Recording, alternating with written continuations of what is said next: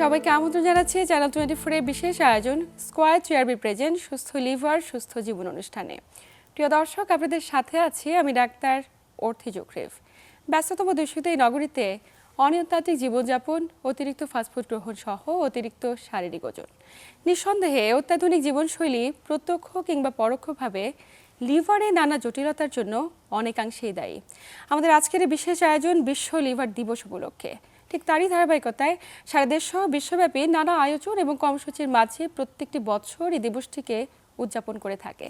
আজ আমরা কথা বলবো বিশ্ব লিভার দিবসের নানা জটিলতা এবং নানা ধরনের প্রাসঙ্গিক বিষয়গুলো নিয়ে, এবং আলোচনা করবার জন্য স্টুডিওতে আমাদের সাথে উপস্থিত রয়েছেন হেপাটোলজি সোসাইটি ঢাকা বাংলাদেশের বিশেষজ্ঞ চিকিৎসকগণ।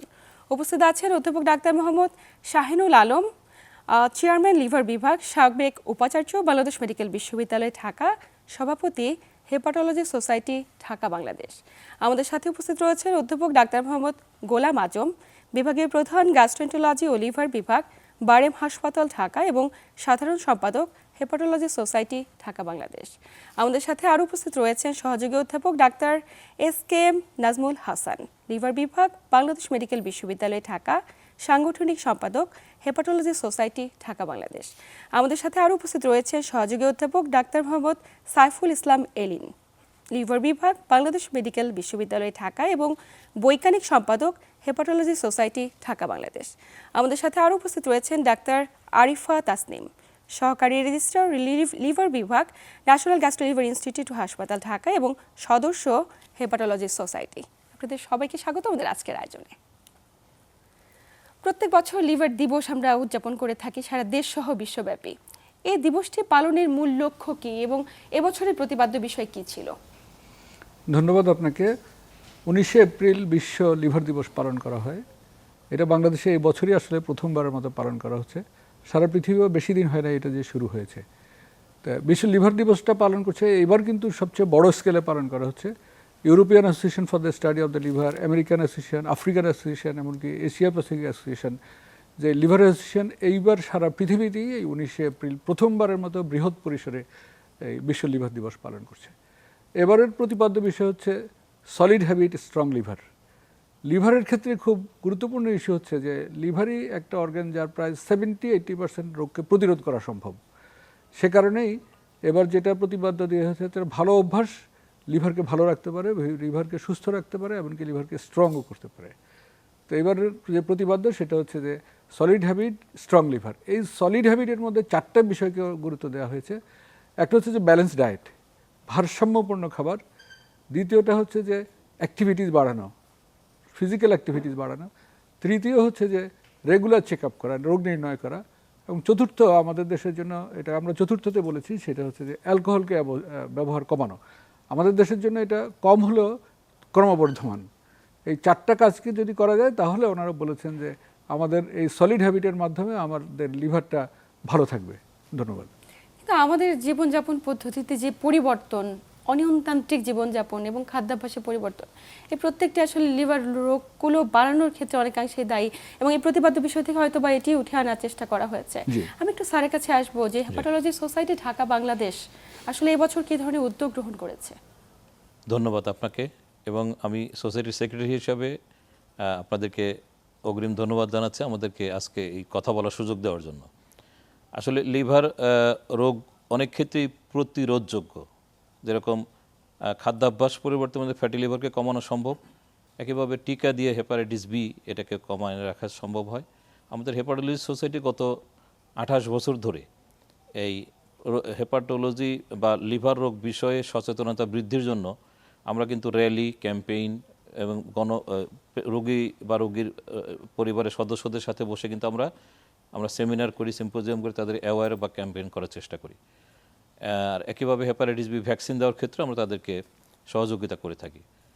আর এবছর আমাদের যেটা কর্মকাণ্ড সেটা হচ্ছে যে আমরা মূলত লিভার দিবস হলেও ফ্যাটি লিভারকে কেন্দ্র করে এবারে প্রতিপাদ্য। তো এই জন্য আমরা লিভার অলরেডি ফ্যাটি লিভার আছে কিনা, সাথে হেপাটাইটিস বি ভাইরাস, সি ভাইরাসের স্ক্রিনিং টেস্ট, এবং একটা টেস্ট আমাদের করতে হয় সেটা হচ্ছে আলট্রাসোনোগ্রাফের পরে যে স্টেপটা ফাইব্রোস্ক্যান, সেটাতে আমরা ফ্যাটি লিভারের পরিমাণটা বুঝতে পারি, এবং ক্ষতির দিকে যাচ্ছে কিনা সেটাও আমরা ওই মেশিনের মাধ্যমে একটা টেস্টের মাধ্যমে করা যায়। তো হেপাটোলজি সোসাইটি যেটা জনগণের জন্য আমরা করতে যাচ্ছি সেটা হচ্ছে অনেক স্বল্প মূল্যে আমরা এবছর আমরা সেই সেবাটা দিতে যাচ্ছি।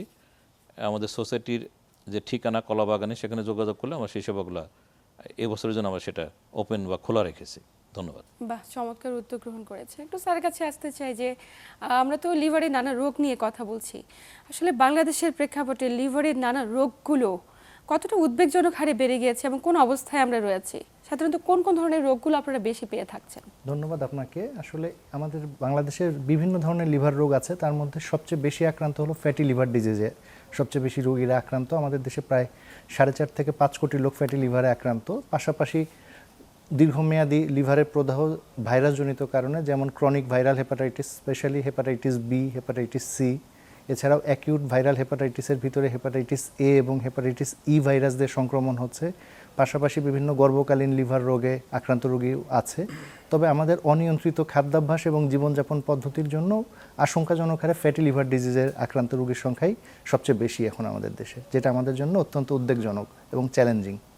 একদমই। এই যে আমরা উদ্বেগের কথা বলছি, আমরা তো দেখছি হর হামেশাই আমরা নানাভাবে হেপাটাইটিস বি এবং হেপাটাইটিস সি রোগে আক্রান্ত হয়ে যাচ্ছি। একটু জানতে চাই স্যার, যে হেপাটাইটিস বি আক্রান্তের ঝুঁকিতে কারা রয়েছে এবং এটি কিভাবে ছড়ায়? আচ্ছা, ধন্যবাদ আপনাকে এবং একই সাথে ধন্যবাদ জানাই চ্যানেল 24-কে আমাদেরকে আমন্ত্রণ জানানোর জন্য। আসলে আমরা হেপাটোলজি সোসাইটি কিন্তু শুধুমাত্র যে আমাদের লিভার বিশেষজ্ঞ নিয়ে গঠিত আর আমরা নিজেদের মধ্যে আমাদের কার্যক্রম সীমিত সেরকম না। আমরা আসলে আমাদের সারা বাংলাদেশে যত লিভারের রোগী রয়েছে বা লিভার সম্পর্কে সচেতনতা বাড়ানো যায়, সেই উদ্যোগ আমরা সবসময় গ্রহণ করে থাকি এবং তারই একটা অংশ হিসেবে আজকে আমরা এখানে এসেছি যে আমাদের আলোচনার মাধ্যমে যাতে বাংলাদেশের বিভিন্ন প্রান্তে যত লিভারের রোগী আছে বা যারা সাধারণ জনজন তাদের মধ্যে বিভিন্ন প্রশ্ন থাকে, তারা যেন একটু উপকৃত হয়। তো এর ধারাবাহিকতায় আমি যদি স্পেসিফিক হেপাটাইটিস বির কথা বলি, তাহলে আমি একটু পরিসংখ্যান দিয়ে শুরু করি। বিগত আজকে থেকে প্রায় 15-20 বছর আগেও যেটা আমাদের কাছে ডেটা ছিল, সেখানে বাংলাদেশে হেপাটাইটিস বিতে আক্রান্ত সংখ্যা ছিল প্রায় 7 to 8%। তো এরপরে 2004 সালের পর থেকে আসলে ইপিআই শিডিউলের মধ্যে যখন হেপাটাইটিস বি এর ভ্যাকসিনটাকে ইনক্লুড করা হলো, এরপর থেকে আসলে হেপাটাইটিস বি এর আক্রমণের হারটা একটু ডিক্লাইনের দিকে, নিচের দিকে নামতে শুরু করেছে। এবং আমাদের যে একটা গ্লোবাল টার্গেট, সেটা হচ্ছে যে 2030 সালের মধ্যে হেপাটাইটিস বিকে নির্মূল করা, মানে বাংলাদেশ থেকে না, শুধু পৃথিবী থেকে হেপাটাইটিস বিকে নির্মূল করা। এখন যেটা প্রশ্ন করেছেন যে হেপাটাইটিস বি কীভাবে ছড়ায় বা কারা আক্রান্ত, হেপাটাইটিস বি মূলত ছড়ায় হচ্ছে ব্লাড বন্ড, মানে ব্লাড প্রোডাক্টের মাধ্যমে। নর্মাল অনেকের মধ্যে একটা কুসংস্কার থাকতে পারে যে একসাথে বসলে, একসাথে চলাফেরা করলে বা একই পাত্রে পানি খেলে বা একসাথে থাকলে কি এটা ছড়ায় কিনা, এটা সুযোগ নাই। এটা খাবার বা পানির মাধ্যমে এই ভাইরাসটা ছড়ায় না, এটা মূলত ব্লাড বন্ড প্রোডাক্ট মাধ্যমে ছড়ায়। তাহলে খুব সহজেই একটা ছড়ায় হচ্ছে যে যদি মানে আমাদের দেশে আমরা যেটা কমনলি দেখতেছি যে অনেক সময় ডেন্টাল প্রসিডিউরের মাধ্যমে, যারা যেই ডেন্টাল প্রসিডিউরগুলি হয় সেখানে যদি যেই যন্ত্রপাতিগুলি ব্যবহার করা হয় সেগুলি যদি পূর্ণাঙ্গ রূপে মানে জীবাণুমুক্ত করা না হয়, তাহলে একজনের থেকে আরেকজনে ছড়াতে পারে। আগে যেটা সেলুনে ব্যবহার হতো, যদি এখন এটা কমে আসছে যে একই খুর দিয়ে একটার পর একটা মানুষকে শেভ করানো হচ্ছে বা একই খুর কন্টিনিউয়াস ব্যবহার করা হচ্ছে, সেখানে কিন্তু এটা ছড়াতে পারে। এবং আরেকটা ছড়ানোর রুট হচ্ছে যে অপারেশনের সময়, যদি যে কোনো অপারেশনের সময় যে যন্ত্রপাতিগুলি ব্যবহার করা হয় সেগুলি যদি পূর্ণাঙ্গরূপে অটোক্লেভ করা না থাকে, সেক্ষেত্রে ছড়াতে পারে। আরেকটা হচ্ছে সেক্সুয়াল ট্রান্সমিশন, যদি পূর্ণ প্রোটেকশন ছাড়া যদি এরকম যে বি ভাইরাসে আক্রান্ত ব্যক্তি যদি সেক্সুয়াল ইন্টারকোর্সে মিলিত হয়, সেক্ষেত্রে এটা একটা ছড়াতে পারে। আরেকটা বড় রুট হচ্ছে ভার্টিক্যাল ট্রান্সমিশন, অর্থাৎ মা থেকে শিশুর মাধ্যমে এটা ছড়াতে পারে। এখন আমাদের দেশে যেটা হয়েছে যে মানে আপনি যদি চিন্তা করেন যে একদম প্রান্তিক লেভেলে যেসব মা গর্ভবতী হচ্ছে তারা কিন্তু অনেকেই প্রাইমারি স্ক্রিনিংয়ের আওতায় আসছে না, সুতরাং তারা জানতেই পারছে না যে তারা যে বি ভাইরাসে আক্রান্ত। সুতরাং তাদের থেকে তাদের অফস্প্রিং, তাদের শিশুদের মধ্যে এটা ছড়ানোর হার বেশি। এখন আমরা যদি এই ট্রান্সমিশনটাকে মানে স্টপ করতে চাই, ঠেকাতে চাই, তাহলে একদম প্রান্তিক লেভেলে সম্পূর্ণ যত গর্ভবতী মা আছে তাদেরকে যদি আমরা প্রাইমারি স্ক্রিনিংয়ের আওতায় আনতে পারি এবং যাদের বি ভাইরাস পজিটিভ আসবে তাদের ক্ষেত্রে জাস্ট শিশু জন্মগ্রহণের পরপরই আমরা যদি শিশুকে টিকা দিয়ে দিতে পারি, তাহলে কিন্তু আমাদের এই বি ভাইরাসের ট্রান্সমিশনটা ছড়ানো সম্ভব।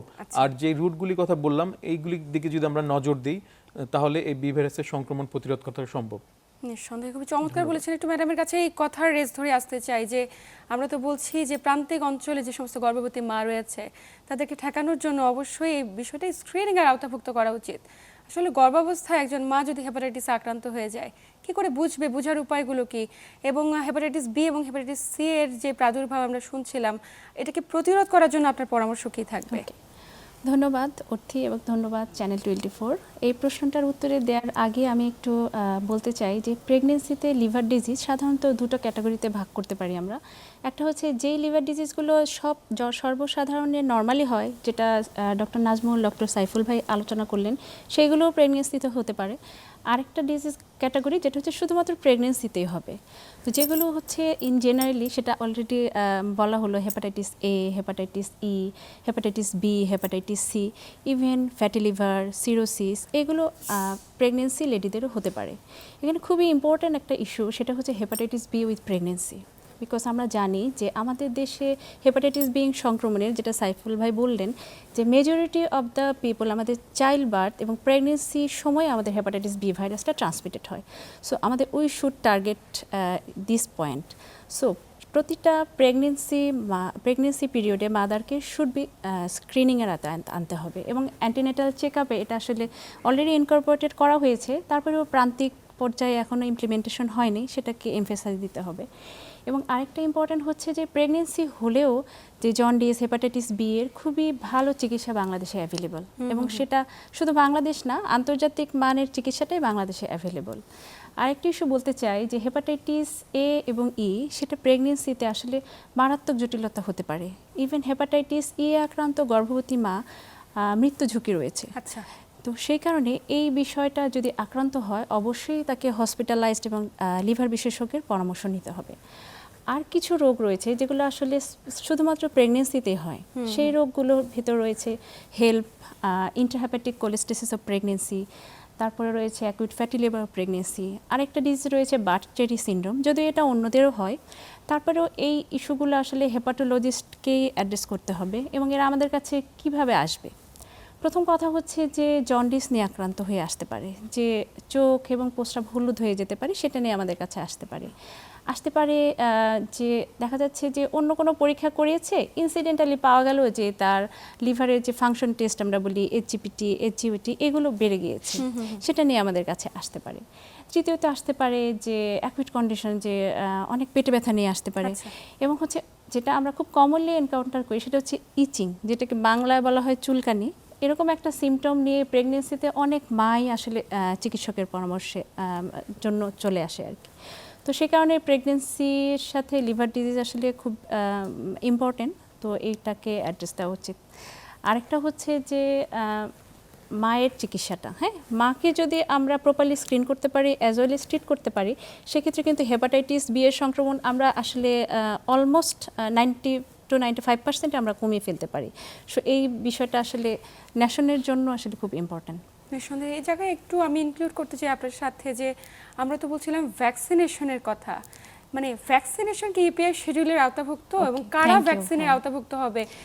শিশুরা যদি ভ্যাকসিন প্রপারলি না নিয়ে থাকে, পরবর্তীতে যখন বয়োজ্যেষ্ঠ অবস্থা বা মাঝ বয়সী অবস্থায় সেই ভ্যাকসিনটা কি তাদের জন্য অ্যাভেলেবল রয়েছে? খুব সুন্দর প্রশ্ন করেছেন। আমাদের গভর্নমেন্ট অলরেডি আমাদের এক্সপ্যান্ডেড প্রোগ্রাম অফ ইপিআই এ হেপাটাইটিস বি ভাইরাসকে ইনক্লুড করে ফেলেছেন। সেটা 2005 থেকে অলরেডি আমাদের বাংলাদেশে রানিং।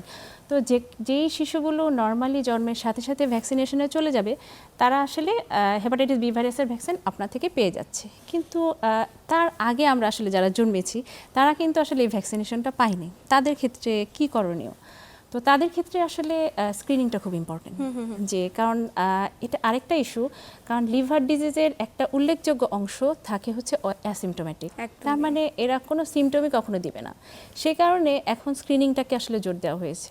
স্ক্রিনিংগুলো অ্যাপ্রোপ্রিয়েট কিছু রক্ত পরীক্ষা আছে, আলট্রাসোনোগ্রাফি আছে, যেগুলোর মাধ্যমে আমরা লিভার ডিজিজ এটা আমরা আসলে আইডেন্টিফাই করতে পারি। কারণ যখন রোগীটা আসলে অ্যাসিমটোমেটিক অবস্থায় অনেকগুলো বছর পার করে আমাদের কাছে যখন জটিলতা নিয়ে আসে, তখন কিন্তু আসলে ট্রিটমেন্টটাও জটিল হয়, ট্রিটমেন্টের খরচটাও একটা ইকোনমিক একটা বার্ডেন হয়, এবং সবচেয়ে ইম্পর্টেন্ট হচ্ছে তার লাইফের মর্টালিটি এবং মরবিডিটিটা বেড়ে যায়, যেটা আসলে একটা জাতির জন্য খুবই একটা ইম্পর্টেন্ট ইস্যু। নিঃসন্দেহে এই জায়গাটাতে স্ক্রিনিং প্রোগ্রামগুলো বাড়ানোটা খুব বেশি জরুরি। এই বিষয়ে আরও বিস্তারিত জানবো, একটু যেতে চাই স্যারের কাছে। স্যার, ফ্যাটি লিভার বাংলাদেশের প্রেক্ষাপটে বহুল প্রচলিত একটি জটিলতা। এত বেশি ফ্যাটি লিভার আক্রান্তের ঝুঁকি কেন ক্রমাগত বাড়ছে, এবং একটু জানতে চাই আমরা কি করে বুঝবো আমরা ফ্যাটি লিভারে আক্রান্ত? ধন্যবাদ আপনাকে। যে লিভার ডিজিজ এখন কমনেস্ট ডিজিজ হচ্ছে যে ফ্যাটি লিভার ডিজিজ। তবে এটার দুটো অংশে আমাদের কথা বলা প্রয়োজন। একটা হচ্ছে যে আমাদের রোগীরা অথবা সাধারণ মানুষ কেউ কেউ উদাসীন, আর কেউ কেউ আতঙ্কিত, আবার কেউ কেউ অতি উৎসাহী। এটাকে একটা ভারসাম্যপূর্ণ জায়গায় আনা প্রয়োজন। এই কারণে যে ফ্যাটি লিভার আমাদের দেশে প্রায় 4.5 কোটি মানুষ ফ্যাটি লিভারে আক্রান্ত, প্রতি 3 জনে 1 জন ফ্যাটি লিভারে আক্রান্ত আমাদের। তো সেক্ষেত্রে আমাদের বিষয়টা বোঝা দরকার এই কারণেই যে আমাদের পুরো সমাজের মধ্যে এখনকার যে আমাদের জীবনযাত্রা, আমরা ডুয়েল বার্ডেনে আছি। একটা হচ্ছে যে আমাদের তো অসংক্রামক ব্যাধি বাড়ছে, আরেকদিকে আমাদের পুষ্টিহীনতাও বাড়ছে, আবার দিকে ভাইরাসও আছে। তো এই যে আমরা ডুয়েল বার্ডেন, একদিকে হচ্ছে ভাইরাস, আরেকদিকে অসংক্রামক ব্যাধি, ডায়াবেটিস, হাইপারটেনশন, ওবেসিটি, এটারই অংশ হচ্ছে যে ফ্যাটি লিভার। আমাদের জীবনযাত্রাটা কিন্তু আমাদের এই বাংলাদেশ মেডিকেল বিশ্ববিদ্যালয় হেপাটোলজি সোসাইটি 30টিরও অধিক গবেষণায় এটা প্রমাণিত যে আমাদের সকল শ্রেণী, অলমোস্ট সকল পেশা, শহর গ্রাম, সবাই ফ্যাটি লিভারে আক্রান্ত। এমনকি উচ্চবিত্ত নিম্নবিত্তরাও আক্রান্ত। এটা কারণ হচ্ছে আমাদের জীবনযাত্রার যে এখনকার যে জীবনযাত্রা, এটা কোনোভাবেই বৈজ্ঞানিক বলা যাচ্ছে না। দুটো অংশ, একটা হচ্ছে যে আমাদের খাবার অভ্যাসের মধ্যে একটা হচ্ছে যে একটা অংশ যারা আমরা অ্যাফ্লুয়েন্ট, আমাদের অ্যাভেলেবিলিটির জন্য আমরা প্রয়োজনের চেয়ে বেশি খাই। প্রয়োজনের চেয়ে যেটাই বেশি খাই সেটাই আমার শরীরে এক্সট্রা ওয়েট হিসাবে আসবে, সেটাই ফ্যাটি লিভার করবে। আরেকটা হচ্ছে যে কোয়ালিটি লিভ, আমাদের খাবারের মানের জায়গায় এসে আমাদের অর্থনৈতিকভাবে যারা দরিদ্র বা নিম্নবিত্ত, এরা হয়তো কোয়ান্টিটি বেশি খাচ্ছে না, কিন্তু কোয়ালিটির দিক থেকে খারাপ খাবার খাচ্ছেন। আর বিত্তবানরাও খারাপ খাবার খাচ্ছেন, পরিমাণও বেশি খাচ্ছেন। তো যারা বেশি খাচ্ছেন তারা কি খাচ্ছেন? বিত্তবানরা বেশি খাচ্ছেন ক্যালোরিযুক্ত খাবার, একদম ফ্যাটি ফুড খাচ্ছে, সুগার সুইটেন বেভারেজ, যেই আমাদের যে ড্রিঙ্কসগুলা বাজারে যে অ্যাভেলেবল, যেইটা ইউরোপিয়ান কান্ট্রিতে এটা যেহেতু বিভিন্ন অসুখ করে, গণমাধ্যমে বিজ্ঞাপন নিষিদ্ধ করেছে। তার মানে এটা স্বাস্থ্য হানি কতটুকু করে এটা আপনারা আন্দাজ করতে পারছেন। এটা একদিকে খাচ্ছি। আবার দরিদ্র জনগোষ্ঠী যেটা ভাত বেশি খাচ্ছে, আবার তারাও দেখবেন যে মিষ্টি খাবার বেশি খাচ্ছে। যেমন বাটার বান, এটা খুব ফেভারিট খাবার আমাদের, একদম ফেভারিট খাবার, যেটা যে কোনো মানুষ কম মূল্যে পেতে পারে। তো স্বাভাবিকভাবে এই খাদ্যাভ্যাসের জন্য আমাদের এই ফ্যাটি লিভারটা বাড়ছে। আরেকদিকে আমাদের ফিজিক্যাল অ্যাক্টিভিটি গুরুতর মাত্রায় কমে গেছে। আমরা যারা উচ্চবিত্ত, আমরা খালি অফিস করছি, আমরা এক্সিকিউটিভ, আমরা চেয়ারে বসে থাকি, সারাদিনই বসে থাকি। এবং শিশুরা কোনো ধরনের কায়িক পরিশ্রমের মধ্যে নেই। আপনি খুবই গুরুত্বপূর্ণ প্রশ্ন করেছেন। আগামী জেনারেশন কি হবে সেটা আমি লাস্টে বলতাম। যে এই যে আমরা যারা চেয়ারে বসে আছি, যাদের সিটিং টাইম ডেইলি 9 ঘন্টার বেশি, আমাদের এই দেশের গবেষণায় বলেছে যে তাদের ফ্যাটি লিভার হওয়া অলমোস্ট নিশ্চিত। এখন আসলে আমরা তো যারা মধ্যবয়সী বা সিনিয়র হয়ে গেছি, এদের তো একটা অবস্থায় গেছি। নিউ জেনারেশনের অবস্থা আরও খারাপ। নিউ জেনারেশন হচ্ছে যে আমরা তো একটা জেনারেশন পার করে এসেছি, স্কুলে খেলেছি, দৌড়াচ্ছি, মাঠে খেলেছি, বিকালে খেলেছি। নিউ জেনারেশন তো খেলছে না, ওদের ফিজিক্যাল কোনো অ্যাক্টিভিটি নেই, এমনকি আমরাও ওদেরকে খেলতে দিচ্ছি না। আবার ওদের খাদ্যাভ্যাস হচ্ছে ফাস্টফুড খাওয়া। এইটা আগামী দিনের জন্য আমাদের এই দেশের জন্য বিপজ্জনক একটা পরিস্থিতি আসতেছে, নিঃসন্দেহে বিপজ্জনক আসতেছে। এটা আমরা আন্দাজ করতে পারি যে ইউরোপিয়ান কান্ট্রিগুলো এটাকে অ্যাড্রেস করছে। ইতালিতে ওরা অলরেডি প্রাইমারি স্কুলের কারিকুলামে গুড ফুড ব্যাড ফুড দিচ্ছে, এবং আমাদের এই ফিজিক্যাল অ্যাক্টিভিটি বাড়ানোর জন্য ওরা মোটিভেট করছে। তো আমাদের যে জেনারেশনটা এখন একেবারেই বসে আছে, এরা যেমন গুরুতর মাত্রায় রিস্কে আছে, এরা মোটা হয়ে যাচ্ছে, এদের এই মুহূর্তে হয়তো ফ্যাটি লিভার হচ্ছে, এরপরেই হবে প্রেশার এবং ডায়াবেটিস। আবার দেখেন আমাদের নারীরা, গ্রামের নারীরা, এদের ফিজিক্যাল অ্যাক্টিভিটি অনেক কমে গেছে। যেহেতু এখন আমাদের গ্রামে যারা থাকেন তাদের বেশিরভাগই হাজব্যান্ড বিদেশে থাকেন, তো ঘর সংসারের দৈনন্দিন কার্যক্রমের মধ্যে আগের মতো পরিশ্রম আর নাই। ওনাদেরকে আর এখন ধান বানতে হচ্ছে না, পিঠা বানাতে হচ্ছে না, যার কারণে ওনাদের ফিজিক্যাল অ্যাক্টিভিটি আরও কমে গেছে। তাহলে আপনি দেখেন শহরের নাগরিক, উচ্চবিত্ত, অফিস করছেন যারা, আমরা যারা বেশিরভাগ সময় বসে থাকছি, এরা আবার দরিদ্র জনগোষ্ঠী যাদের খাদ্যাভ্যাসটা মূলত ভাত এবং চিনি কেন্দ্রিক, এরা। আর আমাদের যে নিউ জেনারেশন, এদের একেবারেই ফিজিক্যাল অ্যাক্টিভিটি নাই, খেলাধুলা নাই, এবং খাদ্যাভ্যাস হচ্ছে ফাস্টফুড কেন্দ্রিক। আর আমাদের গ্রামের নারীরা, যাদের দৈনন্দিন অ্যাক্টিভিটিস আগের চাইতে অনেক কমে গেছে, পুরো মানুষগুলোই আমরা এই ধরনের একটা রিস্কে পড়েছি যে এই ফ্যাটি লিভার, এই কারণে ক্রমাগত ফ্যাটি লিভার বাড়ছে আমাদের দেশে স্পেশালি বেশি, অথবা এই রিজিয়নে আমাদের সবচেয়ে বেশি আমাদের। এখন আসেন এইটা বোঝার উপায় কি, যে কারো ফ্যাটি লিভার হয়েছে কিনা, আসলে এরকম কোনো সিমটম দিয়ে লিভারকে বোঝা যায় না। আচ্ছা। এই জন্যই এবারে যে এই ওয়ার্ল্ড যে লিভার ডেতে এটা থার্ড ইস্যু হচ্ছে যে রেগুলার চেক আপ করা। চেক আপ করা ছাড়া এই লিভার অসুখগুলো বোঝা যায় না। আমাদের যে ভাইরাস আছে যেমন হেপাটাইটিস বি বা হেপাটাইটিস সি, প্রতি 10 জনে 9 জনই জানে না যে তার ভাইরাস আছে। এটা পরীক্ষা তথ্য। হ্যাঁ, ওরা পরীক্ষা করা ছাড়া কোনো উপায় নেই। তবে ফ্যাটি লিভারের ক্ষেত্রে আমরা করতে পারি যেটা যাদের ওজন বেশি, যাদের ডায়াবেটিস আছে এবং যাদের ফ্যামিলিতে লিভার ডিজিজ আছে, তারা শুধু একটা আলট্রাসোনোগ্রাম করে ফ্যাটি লিভারটা আর্লিয়েস্ট ডায়াগনোসিস করতে পারেন। এর বাইরেও কখনো কখনো সিমটম হয়, সামান্য পেটে ব্যথা, অথবা অনেক অ্যাডভান্স হয়ে গেলে, যখন ধরেন লিভার সিরোসিস, লিভার ক্যান্সার এই পর্যায়ে গেছে, তখন অনেক ধরনের সিমটম আসে। তবে আমরা চাই যে সেই পর্যায়ে না যাওয়ার আগেই এই ফ্যাটি লিভারটা ধরা পড়ুক। ধন্যবাদ। নিঃসন্দেহে খুবই চমৎকার বলেছেন স্যার। আপনি বাংলাদেশ হেপাটোলজি সোসাইটির সাধারণ সম্পাদক, আপনার কাছে একটু আসবো এই বিষয়টি রেস ধরেই যে আমরা বলছি যে গুড ফুড কোনটি, ব্যাড ফুড কোনটি আমরা জানি না। আমাদের দেশের তরুণ প্রজন্ম স্কুলে যখন যায় দেখা যায় যে ফাস্ট ফুড নিয়েই তারা টিফিনে যাচ্ছে এবং মারা সেটি তাদেরকে নিজ হাতে বানিয়ে দিচ্ছে বা কিনে এনে দিচ্ছে। এই যে বিষয়টি আসলে গুড ফুড এবং ব্যাড ফুড আসলে আমাদের স্কুল কলেজগুলোতে আওতাভুক্ত করাটা কতটুকু জরুরি একটু জানতে চাইবো, এবং সেই সাথে আমাদের স্ক্রিনিং প্রোগ্রাম স্কুল কলেজ কিংবা ইউনিভার্সিটি লেভেলে চালু করাটা এখন কতটুকু সময়ের দাবি বলে মনে করেন? জি, আপনাকে আবারও ধন্যবাদ।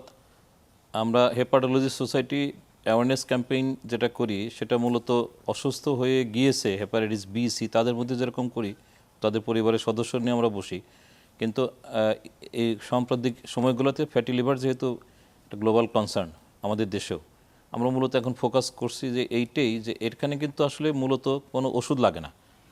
তার আগেই যে কাজগুলো হচ্ছে যে ওই ব্যক্তিরই করণীয়, সেটা হচ্ছে যে ওই যে আপনি বলেন মানে গুড ফুড ব্যাড ফুড কি, গুড ফুড ব্যাড ফুড আমাদের সবচেয়ে একটা বড় সমস্যা হয়ে গেছে কি, আমাদের লাইফস্টাইলের ব্যস্ততা বেড়ে যাওয়ার কারণে আমাদের স্কুলে বাচ্চাকে খাবার মা যেটা রেডি করে দিচ্ছেন সেটাও হয়তো একটা ডেন্সড একটা খাবার দিচ্ছেন যে দ্রুত অল্প খেয়ে তার পেটটা যেন ভরে যায়, কিন্তু ওটা ব্যালেন্স ডায়েট কিনা। যেমন প্রতিদিনের খাবারে একটা নির্দিষ্ট পরিমাণে ফ্রুটস থাকতে হবে, আমাদের দেশি ফলই খাক না, ঠিক আছে, একটু যারা কিনতে পারে তারা একটা আপেল খাবে, কলা খাবে, বা এই যে সুষম খাবারের কনসেপ্টটা কিন্তু স্কুলিং পর্যায়ে আমরা মনে করি, যেটা আমরা বলিও আমাদের বিভিন্ন পর্যায়ের বৈঠকগুলোতে, যে মানে ভালো খাবার খারাপ খাবার চেনার জন্য এটা প্রাইমারি স্কুল থেকেই তাদের লেখাপড়ার মধ্যে এটাকে, আমাদের যখন ছোটোবেলায় আমরা পড়তাম ক্লাস 7 থেকে যত সম্ভব এটা ছিল, এদেরকে আরেকটা আর্লি করা উচিত। কারণ আমি স্যারের সাথে বলি, আজকে সকালে কিন্তু একটা নিউজ একটা পত্রিকাতে ওয়ার্ল্ড ওবেসিটি ফেডারেশন ওনারা ফোরকাস্টিং করেছেন একটা মানে মাল্টি ন্যাশনাল স্টাডির মাধ্যমে, আজকের খবর এটা হচ্ছে বর্তমানে এই 2026 সালে 22 কোটি শিশু ঝুঁকিতে আছে ফ্যাটি লিভারের। আচ্ছা, এটা 2040 সালে কিন্তু 50 কোটি হয়ে যাবে। ভয়ঙ্কর। তাহলে আমাদের ভবিষ্যৎ জেনারেশন তো শিশু, তাহলে শিশুদেরকে যদি ফ্যাটি লিভার আমি মানে কমায় না রাখি, এটা মেটাবলিক সিনড্রোম বলে, তাহলে তো ওর ডায়াবেটিস হবে, হার্টের অসুখ হবে, তারপরে লিপিডের আধিক্য হবে এবং নানা ধরনের ওই সমস্ত রোগের কারণে আরও জটিলতা বাড়বে। তো এখন সুষম খাবারের কনসেপ্টটা আমাদের পাঠ্যপুস্তকে অন্তর্ভুক্ত করা উচিত, সেটা আমি মনে ক্লাস 4 থেকে করা উচিত, পিক্টোরিয়াল ছবি দিয়ে, যে এই ফ্রুটস এই খাবার। এবং সুষম খাবার মানে কি ব্যালেন্স ডায়েট, কিন্তু তাই না, রেশিও একটা আছে আমাদের মানুষের। আমাদের প্রাক্তন ভিসি স্যার যেটা বললেন যে কেউ সহজলভ্যতার কারণে 3 বেলা ভাত খাচ্ছে, 3 বেলা ভাত মানে শুধু আপনি কার্বোহাইড্রেট খাচ্ছেন, একদম। এবং সেটা কিন্তু আপনার অবশ্যই ব্যালেন্স ডায়েট হলো না। তাহলে একটা আমি বারডেমে কাজ করি, বারডেমে আমাদের খাদ্য তালিকা করার জন্য কিন্তু পুস্তিকা সরবরাহ করা হয়, সেটা যে কোনো লোক সংগ্রহ করতে পারবে, ডায়াবেটিক নন ডায়াবেটিক 30 টাকা দাম কিনে নিতে পারবে। আর একটা প্লেটও আছে, আপনাকে বলার জন্য বলি, একটা প্লেটের কোন অংশে কতটুকু খাবার নিলে ওটা ব্যালেন্স ডায়েট হয়, সব লোক তো মানে কিলোগ্রাম মেপে খেতে পারবে না। তো ওরকম একটা প্লেটও আছে যে আমরা বলে দিই যে এইভাবে আপনি 1/3 নেবেন, এটা 1/3 হতে পারে, সবজি পরিমাণটা বেশি থাকবে, ভাত বা কার্বোহাইড্রেট রেডি যেটা গ্লুকোজ তৈরি করে সেটা কম থাকবে। আমাদের বিনস জাতীয় খাবার যেরকম আটা, মানে আটাটা পুরোটা খাবে, গম না আটার মধ্যে ফাইবার সহ খাবে, তাহলে ফাইবার সহ খেলে কিন্তু আপনার গ্লাইসেমিক ইন্ডেক্সটা কমে গেল, ডিরেক্ট সুগারটা কমে গেল, ওনার পেট ভরবে এবং ওনার কোষ্ঠকাঠিন্যও দূর হবে। আচ্ছা, তাহলে আমরা কিন্তু মানুষকে খেতে বলবো আটার রুটি, ময়দার রুটি না, ফিনিশড কোনো প্রোডাক্ট না, একইভাবে রাইসও কম খেতে বলবো। এবং আমরা অবশ্যই সুষম খাবার মেনটেন করার জন্য বলবো যে স্কুলিং পর্যায়ে পাঠ্যপুস্তকে অন্তর্ভুক্ত করা এটা সময়ের দাবি। ভবিষ্যৎ জেনারেশনকে সুস্থ রাখার জন্য, লিভারের লোড এই দেশে কমায় রাখার জন্য। কারণ লিভারের ডিজিজ প্রক্রিয়া শুরু হলে সব কিন্তু গিয়ে জমা হচ্ছে লিভার সিরোসিসে। একদম। তাহলে আমরা যাতে লিভার সিরোসিস রোগী কম হয়, আমরা এখন থেকে সচেতন হব। এবং এই কথার রেস ধরে স্যার আপনার কাছে আসবো যে আমরা তো লিভার সিরোসিস নিয়ে অনেক ঝুঁকিতে রয়েছি। এই যে আমাদের জীবনযাপনে আমরা কোনো রকমের লাগাম টানছি না, এটার কারণে লিভার সিরোসিসে আক্রান্তের ঝুঁকি কতখানি বাড়ছে এবং আমরা কোন অবস্থানে রয়েছে বাংলাদেশে, সেই সাথে জানতে চাই যে লিভার সিরোসিস হয়েছে কিনা, কিভাবে বুঝবে, কারা ঝুঁকিতে বেশি? আবার আপনাকে ধন্যবাদ। আসলে লিভার সিরোসিস এই যে আমাদের যে লিভারের যে রোগ, বিশেষ করে ফ্যাটি লিভার ডিজিজ, এটা একটা অন্যতম ঝুঁকির কারণ। এখন এই ফ্যাটি লিভার থেকে দীর্ঘমেয়াদী জটিলতা হিসেবে লিভার সিরোসিস হয়। পাশাপাশি ভাইরাল হেপাটাইটিস, যেটা দীর্ঘমেয়াদী লিভারের প্রদাহ, যেমন ক্রনিক হেপাটাইটিস বি বা ক্রনিক হেপাটাইটিস সি, এটার মাধ্যমেও লিভার সিরোসিস হয়ে যায়। তো ফ্যাটি লিভার থেকে লিভার সিরোসিস হতে একটু সময় লাগে, এটা 10 to 15 ইয়ার্সের মতো লাগে যদি প্রদাহ তৈরি হয়। আর হেপাটাইটিস বির ক্ষেত্রে সময়টা একটু কম, 5 to 10 ইয়ার্স লাগে। আর হেপাটাইটিস সির ক্ষেত্রে এটা 10 থেকে 20 বছর লাগে সিরোসিস হতে। তো আমাদের অত্যন্ত ভয়ের যে বিষয়টা, সেটা হচ্ছে লিভার সিরোসিসের পরবর্তী জটিলতা হিসেবে লিভার ক্যান্সার হওয়ারও ঝুঁকি থাকে। তো কোনো কোনো রোগীর ক্ষেত্রে লিভার সিরোসিস হওয়া ছাড়াও লিভারে ক্যান্সার হতে পারে। হেপাটাইটিস বি, হেপাটাইটিস সি, এমনকি ফ্যাটি লিভারেও লিভার সিরোসিস হওয়া ছাড়াও তারা লিভার ক্যান্সার করতে পারে। তো এটা আমাদের জন্য অত্যন্ত একটা ভয়ের কারণ। তো লিভার সিরোসিস হয়েছে কি হয়নি এটা জানার জন্য আমরা কিছু পরীক্ষার মাধ্যমে এটাকে নির্ণয় করতে পারি। যেমন আমরা একটা রক্তের কিছু পরীক্ষার মাধ্যমে এবং কিছু আলট্রাসোনোগ্রাম ইমেজিং পরীক্ষার মাধ্যমে, রক্ত পরীক্ষার ভিতরে আমরা কিছু লিভার ফাংশন টেস্ট করতে পারি, টিউমার মার্কার বলে আমরা লিভারের এনজাইমগুলো দেখতে পারি। পাশাপাশি আমরা আলট্রাসোনোগ্রাম করে এবং এন্ডোস্কোপি পরীক্ষার মাধ্যমে প্রয়োজন হলে আমাদের লিভার বায়োপসির মাধ্যমে আমরা নির্ণয় করতে পারি যে একটা রোগীর লিভার সিরোসিস হয়েছে কিনা। এবং লিভার সিরোসিস যদি কেউ আক্রান্ত হয়, তখন আমরা লিভার সিরোসিসের পরবর্তী কোনো জটিলতা হয়েছে সেইগুলাকেও আমরা পরীক্ষার মাধ্যমে নির্ণয় করে আমরা সেই রোগীগুলোকে চিকিৎসায় নিয়ে আসি। তো এইগুলো চিকিৎসা এখন আমাদের দেশে উন্নত বিশ্বে যে ধরনের চিকিৎসা, আমাদের দেশেও সেই ধরনের চিকিৎসা মোটামুটি সব কিছুই অ্যাভেলেবল হয়েছে। চিকিৎসাটা শুধু একটা অংশ বাকি আছে। আমাদের দেশে এখনও ওয়াইড স্কেলে একদম advance liver disease, liver cirrhosis হলে টার্মিনাল স্টেজে যে লিভার ট্রান্সপ্ল্যান্ট, সেটা আমাদের দেশে এখনও বড় স্কেলে চালু হয়নি। এটা আমরা চেষ্টা করে যাচ্ছি, ইনশাআল্লাহ অদূর ভবিষ্যতে আমরা এটাকে লিভার ট্রান্সপ্ল্যান্টটাকে আগে এগিয়ে নিয়ে যেতে পারবো। এখন পর্যন্ত চিকিৎসার যে ধরন, মেডিসিনের মাধ্যমে যে চিকিৎসা বা অন্যান্য, এটা উন্নত বিশ্বের সাথে তাল মিলিয়ে আমরাও একইভাবে আমাদের লিভার বিশেষজ্ঞরা আমরা চিকিৎসা দিয়ে যাচ্ছি। নিঃসন্দেহে, এবং অবশ্যই এই জায়গাটাতে আমরা অনেকখানি এগিয়ে আছি আপনাদের হাত ধরে। একটি প্রশ্ন আপনার কাছে চলে আসে যে স্যার, আমরা তো লিভার সিরোসিস নিয়ে কথা বলছি, সঠিক সময় যদি লিভার সিরোসিসকে আমরা নিয়ন্ত্রণ না করতে পারি, এটি কি আসলে নিয়ন্ত্রণযোগ্য কোনো ব্যাধি নাকি প্রতিরোধযোগ্য, এবং আমরা কি করে নিয়ন্ত্রণ করতে পারি? নিয়ন্ত্রণের জায়গাটিতে আমাদের কোন অবস্থানে রয়েছে, আমরা কিভাবে আমরা সচেতনতা বাড়াতে পারি? ধন্যবাদ। আসলে সিরোসিসের প্রসঙ্গ যখন আসছে, একটা কথা আসলে অলমোস্ট মানতে হবে যে সিরোসিস ইজ ইরিভার্সিবল। এখন পর্যন্ত আমরা যতটুকু বলি যে একবার সিরোসিস যদি ডেভেলপ করে যায়, সেখান থেকে কিন্তু একদম স্বাভাবিক লিভারে ফিরে আসাটা অলমোস্ট ইম্পসিবল। যদিও কিছু কিছু রিসার্চে দেখা যাচ্ছে যে একদম আর্লি সিরোসিসে হয়তো বা স্বাভাবিক লিভারে ফিরে আসা সম্ভব, কিন্তু অলমোস্ট আমাদেরকে ধরে নিতে হবে যে ওয়ান্স যে সিরোসিস, সেখান থেকে এটা আস্তে আস্তে আরও বেশি খারাপের দিকে যায় এবং আরও আস্তে জটিলতার দিকে যায়। তখন আমাদের যেটা কাজ, সেটা হচ্ছে যে আমাদের সিরোসিস যাতে না হয়, সিরোসিসটাকে আমাদের প্রিভেন্ট করতে হবে। সিরোসিস হয়ে গেলে সেখান থেকে আসলে প্রিভেন্ট করার কিছু নাই। সুতরাং আমাদেরকে দেখতে হবে যে আসলে সিরোসিস করছে কারা, সিরোসিসের পিছনে দায়ী কারা। তার মধ্যে একদম কমন যেটা, সেটা হচ্ছে যে hepatitis B virus, C virus এবং অলমোস্ট ফ্যাটি লিভার। ফ্যাটি লিভারের নিয়ন্ত্রণ কিন্তু আমাদের হাতে। স্যার তো বিশদ বললো, এবং আমাদের দেশের ফ্যাটি লিভার সংক্রান্ত যত গবেষণা রয়েছে, স্যার হচ্ছে তার পায়োনিয়ার। এবং স্যারের যে ডাটা রয়েছে তাতে দেখা যাচ্ছে যে বাংলাদেশে প্রায় 34% পিপল এই ফ্যাটি লিভারে আক্রান্ত। তো ফ্যাটি লিভারের আর্লি স্টেজে যখন পর্যন্ত সিরোসিস হয় নাই, সেই পর্যন্ত নিয়ন্ত্রণ আসলে আমাদের হাতে। এবং এখন পর্যন্ত বিশ্বে এমন কোনো স্বীকৃত কোনো ওষুধ নেই যেটা খেলে আমার ফ্যাটি লিভার একদম পুরোপুরি সাবসাইড করবে। এটার জন্য অলমোস্ট হচ্ছে আমাদের লাইফস্টাইল মডিফিকেশন, এই যে আমাদের খাবার দাবার নিয়ন্ত্রণ, আমাদের শারীরিক পরিশ্রম বাড়ানো, আমাদেরকে ব্যালেন্স ডায়েট খাওয়া, রেগুলার চেক আপ করা, যেটা এই বছরের বিশ্ব লিভার দিবসের প্রতিপাদ্য। সুতরাং ফ্যাটি লিভার থেকে মুক্তি আমাদের হাতে সম্ভব। যদি আমরা ফ্যাটি লিভারকে কন্ট্রোল করতে পারি, তাহলে অবশ্যই সিরোসিসকে প্রিভেন্ট করা সম্ভব। এখন বাকি যে কারণগুলি থাকলো, যেমন ভাইরাল জনিত সিরোসিস, সেক্ষেত্রে স্যার আরেকটা তথ্য দিয়েছে যে অলমোস্ট যারা বি ভাইরাসে আক্রান্ত তাদের 10 জনের 9 জনই জানেন না যে তারা বি ভাইরাসে আক্রান্ত। আচ্ছা। যেহেতু এটা যখন একটা ক্যারিয়ার স্টেটে থাকে অথবা ইনঅ্যাক্টিভ স্টেজে থাকে বা যখন পর্যন্ত লিভারের বড় ধরনের কোনো ক্ষতি হয়নি তখন পর্যন্ত তার কোনো সিমটমই নাই। আমরা সাধারণত রুটিন চেক আপ করতে যে আমাদের কাছে আসছে অন্য সমস্যার কারণে আমরা রুটিন চেক আপ করতে যে দেখতে পাচ্ছি সে বি ভাইরাসে আক্রান্ত বা অথবা সে অলমোস্ট তখন সিরোসিসে চলে গিয়েছে। সুতরাং যখন আমরা পেশেন্টকে আর্লি মানে ডিটেকশন করতে পারছি যে তার বি ভাইরাস রয়েছে এবং তখন থেকে যদি তার আমরা চিকিৎসাটা শুরু করতে পারি যে ক্ষেত্রে চিকিৎসা প্রয়োজন তাহলে কিন্তু তাকে সিরোসিস থেকে প্রিভেন্ট করা সম্ভব। এবং একই ক্ষেত্রে সি ভাইরাসের ক্ষেত্রে প্রযোজ্য। সি ভাইরাসের কিন্তু সম্পূর্ণ নির্মূল করা সম্ভব। সি ভাইরাসের যে নতুন ওষুধগুলি আমাদের দেশে অ্যাভেলেবল, মানে বাইরের বিশ্বে যে ওষুধগুলি অ্যাভেলেবল সেই একই ওষুধ কিন্তু আমাদের এখানেও অ্যাভেলেবল এবং সেই ওষুধগুলির মাধ্যমে কিন্তু সি ভাইরাসকে নির্মূল করা সম্ভব। আচ্ছা। সুতরাং সি ভাইরাসকে যদি আমরা নির্মূল করে ফেলতে পারি সেক্ষেত্রে আমরা সিরোসিসকে প্রিভেন্ট করতে পারি।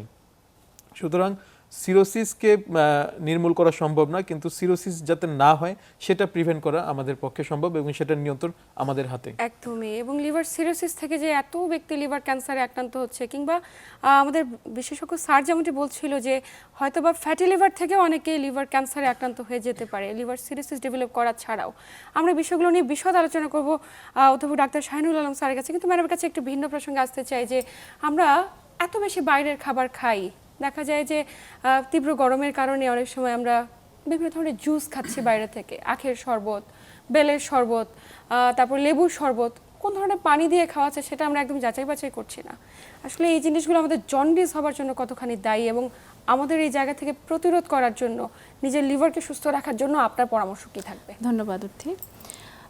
এখন আমরা গবেষণা করে আসলে যেটা প্রতীয়মান হচ্ছে 90% of liver disease can be preventable now. তো লিভার ডিজিজের 90% রোগ প্রিভেন্টেবল। তাহলে নিশ্চয়ই একটা ওয়ে আছে। তাহলে আমরা কিভাবে প্রিভেন্ট করব? যেটা হচ্ছে অনিরাপদ পানি এবং খাবারের মাধ্যমে যেই ভাইরাসগুলো আমাদের ছড়ায় সেটা হচ্ছে hepatitis A virus, hepatitis E virus. এইটাকে কিন্তু আমরা সম্পূর্ণ প্রতিরোধ করতে পারি আমরা যদি নিরাপদ ওয়াটার ইউজ করি এবং সেই সাথে পার্সোনাল হাইজিনটা যদি মেনটেন করি।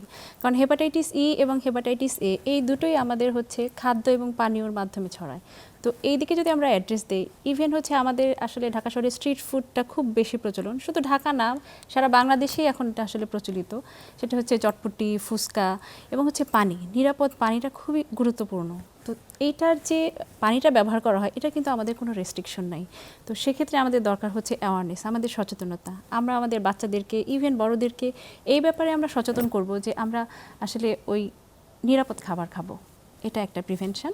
আর একটা হচ্ছে হেপাটাইটিস বি এর ক্ষেত্রে ভ্যাকসিনেশন, এটা খুবই ইম্পর্টেন্ট। আপনি তখন কোশ্চেন করেছিলেন বাচ্চাদের ভ্যাকসিনেশন তো পেয়ে যাচ্ছে, কিন্তু আমরা বড়রা কী করব? বড়রা আমরা ভ্যাকসিনেশন যারা নেয়নি তারা নিতে পারবো। তো তার আগে আমরা হেপাটাইটিস বি ভাইরাস সংক্রমিত কিনা সেটার জন্য যে পরীক্ষাগুলো আছে সেগুলো আমরা করে আগে জেনে নেব এবং তারপরে আমরা লিভার বিশেষজ্ঞের পরামর্শ নিয়ে আমরা ভ্যাকসিন নিয়ে নিতে পারবো। নিঃসন্দেহে খুব চমৎকার বলেছেন স্যার। আমরা তো ছিলাম যে লিভার সিরোসিস থেকে ক্যান্সার হতে পারে কিংবা ফ্যাটি লিভার থেকেও ক্যান্সার হতে পারে। বাংলাদেশে লিভার ক্যান্সারের আক্রান্তের ঝুঁকিতে কী পরিমাণ ব্যক্তি রয়েছে এবং আসলে লিভার ক্যান্সারের যে চিকিৎসা পদ্ধতি আমরা সেটিতে কতটুকু বাংলাদেশ এগিয়ে রয়েছে? ধন্যবাদ আপনাকে। আমি আগের প্রশ্নের উত্তর থেকে একটু এই সুযোগটা আবার পাবো না যে গণমাধ্যমের মাধ্যমে জনগণকে সচেতন করার একটা সুযোগ আজকের এই অনুষ্ঠান। সেটা হচ্ছে যে এই যে গরম পড়া শুরু হয়েছে এখন কিন্তু আমরা আমাদের পানির তৃষ্ণা পাবে বেশি এবং আমরা পানি খেতেও হবে, ওখানে পানি খাবার প্রয়োজন হবে। এই সময়টাই কিন্তু প্রতি বছর সারা দেশে জন্ডিস ছড়া পড়ে, স্পেশালি সিটি কর্পোরেশন এলাকাগুলো। আপনারা জানেন যে কয়েক বছর আগে চট্টগ্রামে ব্যাপক আকারে এরকম জন্ডিস দেখা দিয়েছিল। আমাদের অতীতের একটা গবেষণায় বলছে যে ঢাকা শহরে street food is not safe. তো এই সময়ে আমাদের একটু সচেতন থাকার প্রয়োজন। সেটি হচ্ছে যে বিশুদ্ধ পানি অথবা নিজেদের পরিবার থেকে নিয়ে যাওয়া ফুটানো পানি এই সময়ে খাবার ক্ষেত্রে সতর্ক হওয়া উচিত এবং ফুটানো পানি ছাড়া অন্য কোনো পানি খাওয়া উচিত নয়। এই সময়ে আমরা এই জন্ডিসে আক্রান্ত হতে পারি। এই সচেতনতার জন্য আমি কথাটুকু বললাম। আর যেটা আপনি বলেছেন লিভার ক্যান্সার, লিভার সিরোসিস, এটা হচ্ছে লিভার ডিজিজের শেষ পর্যায়ে। এইটা থেকে উত্তরণের উপায়, শেষ চিকিৎসা হচ্ছে যে লিভার ট্রান্সপ্লান্টেশন। অন্যান্য চিকিৎসা আছে, তবে শেষমেশ উত্তরটি হচ্ছে যে লিভার ট্রান্সপ্লান্টেশন। আমরা কি বাংলাদেশে এখন পর্যন্ত লিভার ট্রান্সপ্লান্টেশন শুরু করতে পেরেছি? আচ্ছা, এই জায়গায় কিছু তথ্য দিচ্ছি আর কিছু দুঃখ প্রকাশ করছি। একটা দিক হচ্ছে যে 2010 সালে বাংলাদেশে প্রথম লিভার ট্রান্সপ্লান্ট হয়, কিন্তু এটা ধারাবাহিকতা রক্ষা করা যায় নাই, যার কারণে আমাদের দেশে রেগুলার ইস্যু হিসাবে লিভার ট্রান্সপ্লান্ট হচ্ছে না। অনুরূপ সময়ে অন্যান্য দেশ প্রতিবেশীদের যারা লিভার ট্রান্সপ্লান্ট করেছে শুরু করেছে, যারা ধরেন 2000 বা 99 সালে শুরু করেছে, এখন সেই দেশে 100টির বেশি সেন্টারে লিভার ট্রান্সপ্লান্ট হয়। আচ্ছা, এখন আমাদের দেশে কেন হলো না এই আলোচনা করার চাইতে কেমনি হবে সেটা নিয়ে আমরা আলোচনা করি। নিঃসন্দেহে। পেশাজীবী হিসেবে আমি বলবো যে আমরা রেডি। কিভাবে রেডি? যে কোনো ধরনের স্যাক্রিফাইস। ইতিমধ্যে আমাদের দেশে ট্রান্সপ্লান্ট হেপাটোলজিস্ট তৈরি হয়েছে, ট্রান্সপ্লান্ট সার্জন তৈরি হয়েছে নিজ উদ্যোগে। এই পেশাজীবীরা নিজের উদ্যোগে বিভিন্ন দেশে যে ট্রেনিং করে এসেছেন।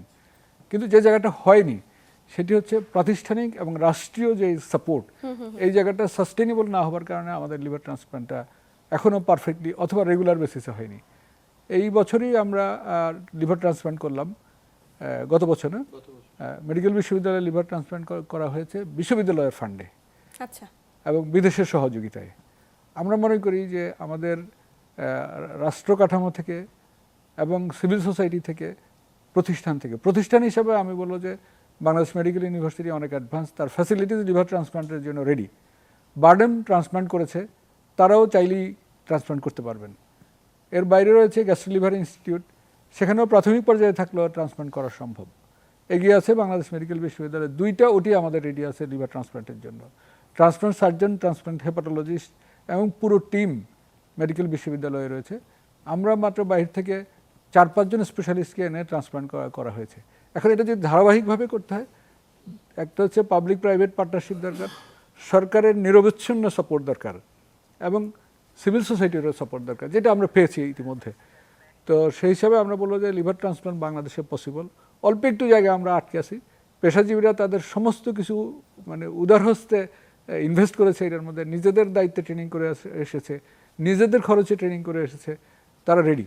অতএব আগামী দিনে বাংলাদেশে লিভার ট্রান্সপ্লান্ট হবে এটা আশা করতে পারি এবং আমরাও প্রত্যাশা করি যে আপনাদের হাত ধরে বাংলাদেশে লিভার ট্রান্সপ্লান্ট খুবই সফলভাবে প্রত্যেকটি রোগীর হবে যারা ক্যান্সারে আক্রান্ত রোগী। ক্যান্সার এবং লিভার সিরোসিস, একদমই। এবং আমাদের দেশে প্রতি বছর যে পরিমাণ লিভারের রোগী মারা যায় এদেরকে বাঁচানো সম্ভব।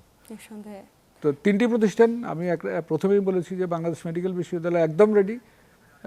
বার্ডেম আগে ট্রান্সপ্লান্ট করেছে, তাদেরকেও রেডি বলতে হবে। গ্যাস্ট্রো লিভার ইনস্টিটিউট তারাও পারবে। একই সাথে যদি এইভাবে উদ্যোগ নেয় এবং বেসরকারি প্রতিষ্ঠানে রেডি আছে। সরকারি এবং বেসরকারি এবং সাধারণ মানুষ, রাষ্ট্র যদি উদ্যোগ নেয় অবশ্যই আমরা এগিয়ে যেতে পারবো আপনাদের হাত ধরে। সম্ভব। একদমই স্যারের কাছে আসবো যে হেপাটোলজি সোসাইটি ঢাকা বাংলাদেশ পরবর্তীতে বাংলাদেশের প্রত্যন্ত এলাকায় যারা আসলে দারিদ্র্য সীমার নিচে বসবাস করছে, যারা ঠিকমতো চিকিৎসা সেবার আওতাভুক্ত হতে পারছে না কিংবা সঠিকভাবে শনাক্ত হচ্ছে না লিভারের রোগগুলো, তাদের উদ্দেশ্যে আসলে কি ধরনের উদ্যোগ গ্রহণ করবেন আপনারা, একদম সংক্ষেপে জানবো। আমাদের সোসাইটি আপাতত আমরা ঢাকা সিটি কেন্দ্রিকই আমাদের কার্যক্রম, কিন্তু এখন তো আমাদের নাম্বার অফ হেপাটোলজিস্টের সংখ্যা প্রায় 130। হেপাটোলজি বিষয়ে আমাদের বিশেষজ্ঞ ডাক্তার, এফসিপিএস এবং এমডি। তো আমাদের এখন মেডিকেল কলেজ কেন্দ্রিক বিভাগীয় শহরগুলোতে আমাদের প্রোগ্রাম কিন্তু আমরা করি। আমরা রাজশাহীতে, চট্টগ্রামে প্রোগ্রাম করেছি অ্যাওয়ারনেস ক্যাম্পেইন, কিন্তু এগুলো ডাক্তারদের মধ্যে। এবং আমাদের উদ্দেশ্য ছিল ট্রেনিং অফ দ্য ট্রেনার্স, এরকম টটস। কীরকম আমরা প্রত্যন্ত উপজেলাতে যে ডক্টররা কাজ করেন, ওখানে একটা রোগীর লিভার সিরোসিস থেকে তো রক্ত বমি হয়, একটা ঘটনা আপনি এটা ডক্টর হিসেবেও জানেন, আমি মানুষও জানে এটা রক্ত বমি। তো রক্ত বমিটাকে ওই উপজেলাতেই একটা ইনজেকশনের মাধ্যমে তাকে একটু ইমিডিয়েট রিসাসিটেট করে, যদি ব্লাড লাগে বা স্যালাইন দিয়ে একটা দিয়ে উনি যদি একটা বিভাগের শহরে পাঠান, ওখানে আমরা পরবর্তী পদক্ষেপগুলো নিতে পারি। এখন তাহলে এটা ডাক্তারদেরকে আমরা সচেতন করলাম, তাহলে মানুষকে সচেতন কে করবে? মানুষকে সচেতন করবেন এই মিডিয়া, আপনারা প্রিন্টিং মিডিয়া, টেলিভিশন মিডিয়া এবং আজকাল সোশ্যাল মিডিয়াতেও কিন্তু আমরা প্রচার করি। আমাদের যে সোসাইটির কর্মকাণ্ড, আমরা আমাদের প্রতিষ্ঠাতা অধ্যাপক মবিন খান স্যারের কথা আজকে আমি এখানে স্মরণ করি শ্রদ্ধার সাথে। স্যার তো আমাদের মাঝে নেই, কিন্তু ওনার নামে আমরা একটা সেন্টার খুলেছি, সেটা হচ্ছে যে মবিন খান লিভার সেন্টার। তো এটা টোটালি হচ্ছে যে চ্যারিটেবল, মানে এটা মানুষকে আমরা সাপোর্ট করার জন্যই আমরা এটা করেছি। আর এটা তো জানেন যে যে কোনো ডায়াগনস্টিক্সের একটা তো খরচ হয়, সেই জন্য আমরা মিনিমাম বলা যায় অর্ধেকেরও কম টাকায় কিন্তু আমরা মানুষদের সার্ভিসটা দিচ্ছি। Hepatitis B, hepatitis C screening test আমরা সেভাবে অনেক কম মূল্যে করি। আমাদের কোনো প্রফিট এটা না, লাভজনক প্রতিষ্ঠান না। আমরা ওই যে আলট্রাসোনোগ্রাম, ফাইব্রো স্ক্যান, আরও আমরা ভবিষ্যতে এন্ডোস্কোপি, এগুলো গরিবদের জন্য আমরা করার চেষ্টা করছি। আমি একটু লিভার ট্রান্সপ্লান্ট বিষয়ে, যেহেতু আমি বারডেমে সংশ্লিষ্ট, ওখানে আমাকে একটু দায়িত্ব দিয়ে রেখেছেন এবং স্যারও তো আমাদের ওনার বিভাগের মাধ্যমেই আমরা উদ্যোগগুলো নিচ্ছি এবং আমরা করেছি, আমাদের অভিজ্ঞতা আছে। আমরা এখন সরকারের পৃষ্ঠপোষকতা খুবই দরকার। এবং আমাদের যারা সমাজের যারা ডোনেট করার মতো মানসিকতা আছেন।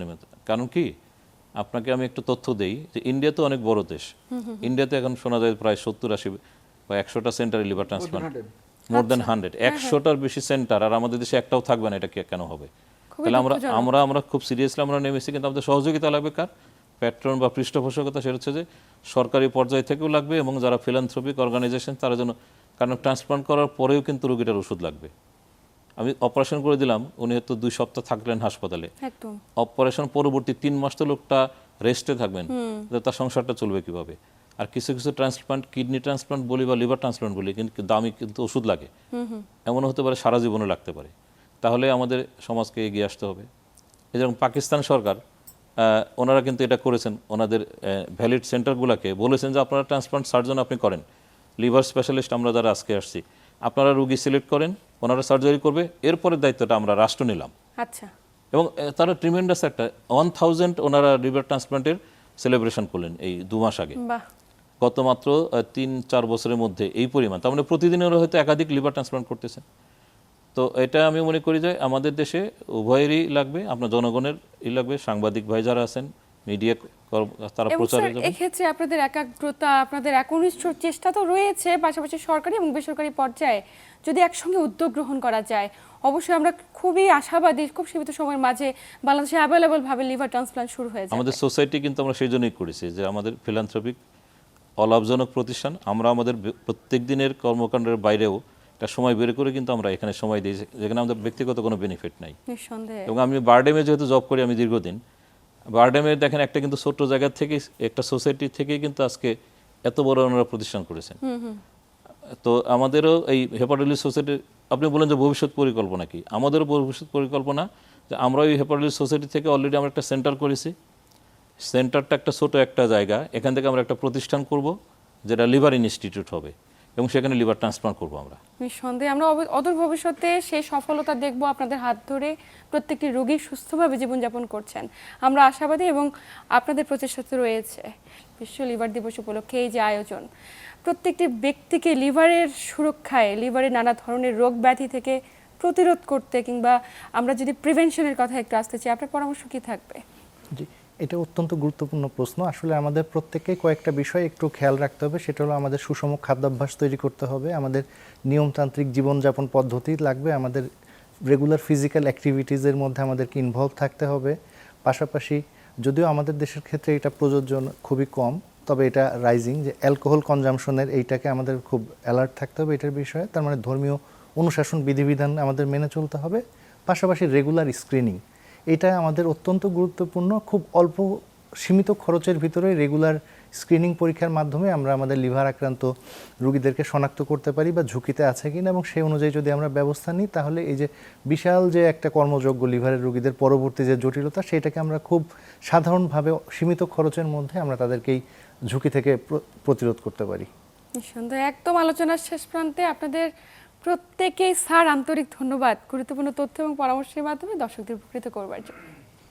ধন্যবাদ। একটা অংশ না বলে যেতে চাই না, সেটি হচ্ছে এটা আমাদের সবার জন্য এই বিষয়টা জানা দরকার। সেটা হচ্ছে হেপাটাইটিস বি ভাইরাস নিয়ে কুসংস্কার এবং বৈষম্য।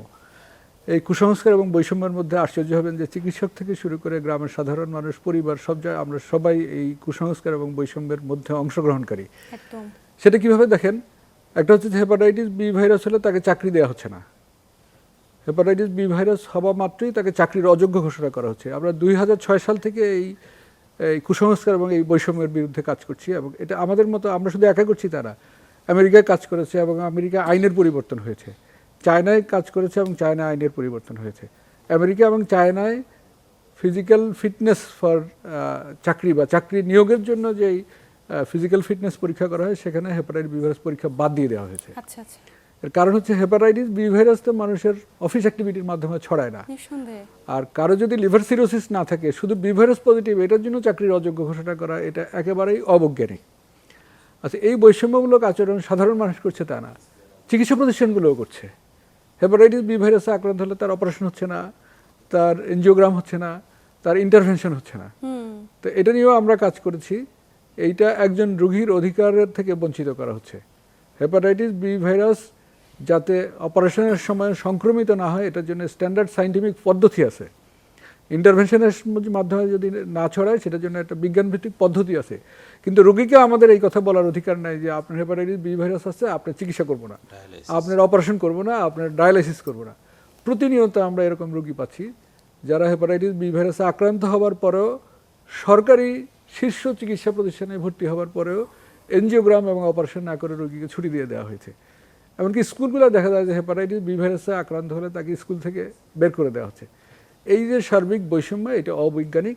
এটা আমাদের হেপাটোলজি সোসাইটি আমি বলেছি যে 2006 সাল থেকে আমরা প্রেস ক্লাবে কনফারেন্স করেছি, এবং এই 2006 সাল থেকে যে অ্যাক্টিভিটি সারা পৃথিবীতে এটা করা হয়েছিল, তারই প্রেক্ষিতে আমি বললাম যে চায়না এবং ইন্ডিয়ায় চাকরির প্রার্থীদের ফিটনেস পরীক্ষা থেকে হেপাটাইটিস বি এবং সি ভাইরাসের স্ক্রিনিং টেস্ট বাদ দেওয়া হয়েছে। আপনার সিরোসিস আছে কিনা সেটা আপনি দেখতে পারেন, কিন্তু এই ভাইরাস পজিটিভ হলে চাকরি থেকে বাদ দেয়, এটা অবৈজ্ঞানিক এবং মানুষকে বঞ্চিত করা হচ্ছে, চিকিৎসা থেকেও বঞ্চিত করা হচ্ছে। আজকের এই চ্যানেল 24 এই অনুষ্ঠানের মাধ্যমে, গণমাধ্যমের মাধ্যমে সাধারণ মানুষ, চিকিৎসক এবং যারা বিভিন্ন প্রতিষ্ঠান দিয়েছেন, চাকরি দিচ্ছেন মানুষকে, তাদেরকে এই বিষয়ে সচেতন হওয়ার জন্য আমরা অনুরোধ করছি। এই কুসংস্কার এবং বৈষম্য থেকে বেরিয়ে আসুন। ধন্যবাদ। নিঃসন্দেহে একদম আলোচনার শেষ প্রান্তে, এবং হেপাটোলজি সোসাইটি ঢাকা বাংলাদেশের উদ্যোগে হয়তোবা খুব সামনে খুব সীমিত সময়ের মাঝে এই ধরনের অমূলক ভাবনা কিংবা অবৈজ্ঞানিক যে চিন্তা ভাবনা, এগুলো থেকে আমাদের বেরিয়ে আসার সময় এখনই। একদম আলোচনার শেষ প্রান্তে আপনাদের প্রত্যেককে আন্তরিক ধন্যবাদ গুরুত্বপূর্ণ তথ্য এবং পরামর্শের মাধ্যমে দর্শকদের উপকৃত করবার জন্য। ধন্যবাদ। প্রিয় দর্শক, এই ছিল আমাদের আজকের আয়োজন। আসুন নিজের লিভারকে সুরক্ষিত রাখবার জন্য অবশ্যই আমাদের বিশেষজ্ঞ চিকিৎসকের দেওয়া তথ্য মতে জীবনযাপন পদ্ধতি কিংবা খাদ্যাভ্যাসে একটুখানি পরিবর্তন আনি নিজেদের জীবনযাপনে। এতক্ষণ সাথে থাকার জন্য সবাইকে আন্তরিক ধন্যবাদ। সবাই ভালো থাকুন, সুস্থ থাকুন এবং চ্যানেল 24 এর সাথেই থাকুন।